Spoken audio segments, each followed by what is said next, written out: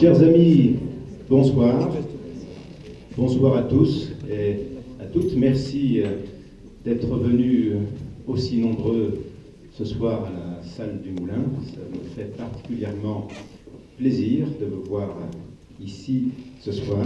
Permettez-moi de saluer l'ensemble des élus, qui sont nombreux également, notamment les conseillers départementaux, régionaux, monsieur le vice-président du conseil départemental, madame la conseillère régionale, c'est qu'on a d'autres conseillers départementaux ici présents, qui sont répartis dans toute la salle, les nombreux maires, les maires honoraires. Je voudrais d'ailleurs saluer la présence de monsieur Guy de Lamotte Bouloumier, qui s'intéresse toujours et qui suit de très près toute l'actualité municipale et nationale également.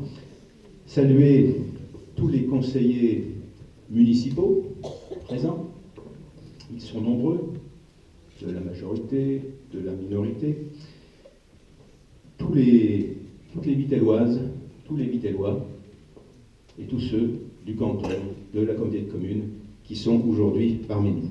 Tous mes amis, tous ces travailleurs de l'ombre, infatigables et indispensables, leur engagement, leur dévouement, ils ne demandent rien, ils donnent tout, tôt le matin, tard le soir. Merci à eux d'être présents. Vous voyez, la famille, les amis, quels que soient finalement les résultats de ces élections, que j'aborde avec beaucoup de tranquillité, de sérénité et de détermination, ne vous y trompez pas, mais quels que soient les résultats de ces élections, toute ma vie est ici. Vous en avez la preuve, à Vittel et pour toujours.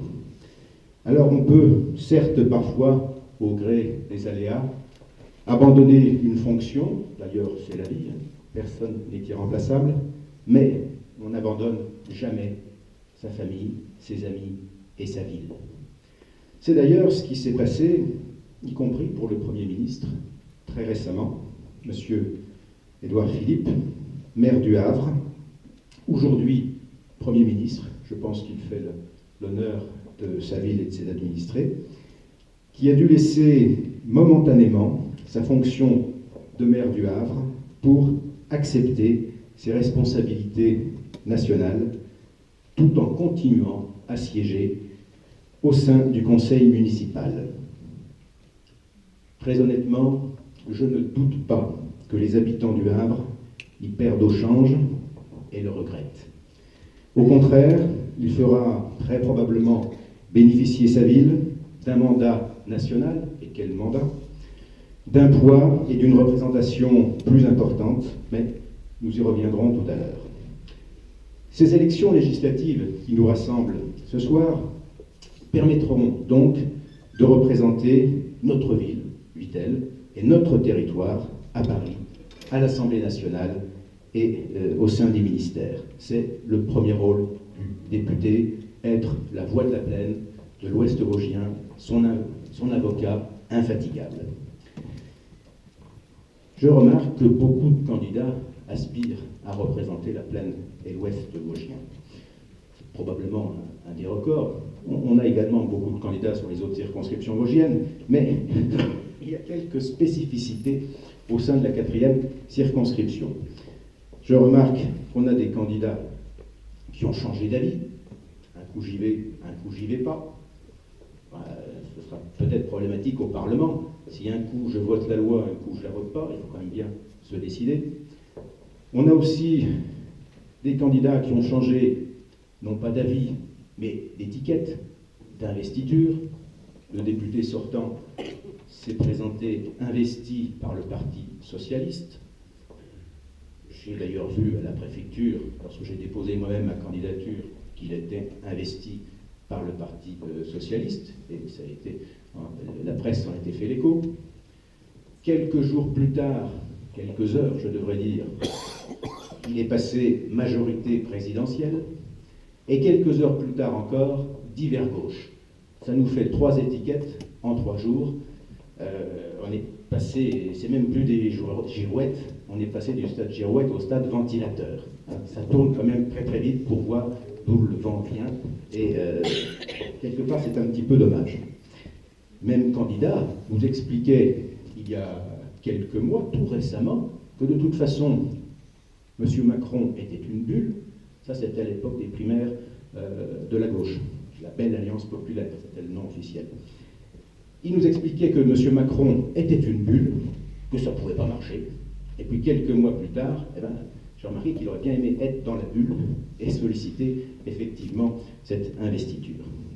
Et puis on a tous ces marcheurs qui marchent, certains nombres. D'ailleurs, j'ai l'impression qu'ils se marchent un petit peu sur les pieds, tellement ils sont nombreux.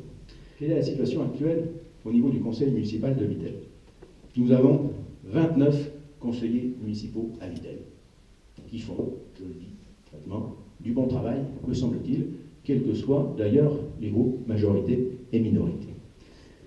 Dans un climat apaisé, serein, de rassemblement, nous avons certes 23 conseillers de la majorité, 6 conseillers de la minorité, mais ça se passe très bien. Je bénéficie d'ailleurs du soutien à ma candidature et dans cette campagne, évidemment de toute la majorité, mais même d'une partie de la minorité. Alors, quel que soit le résultat de cette élection, quel que soit le résultat, il est évident, comme Édouard Philippe d'ailleurs, que je siégerai toujours au conseil municipal de Vitel. Il n'est pas question de démissionner, de partir. Je vous l'ai dit, ma vie c'est ici, ma famille, mon entreprise. Voilà.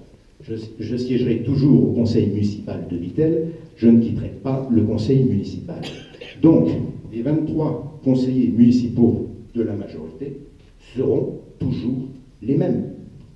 La même équipe sera toujours là, avec le même projet, le même programme, le même budget, la même politique.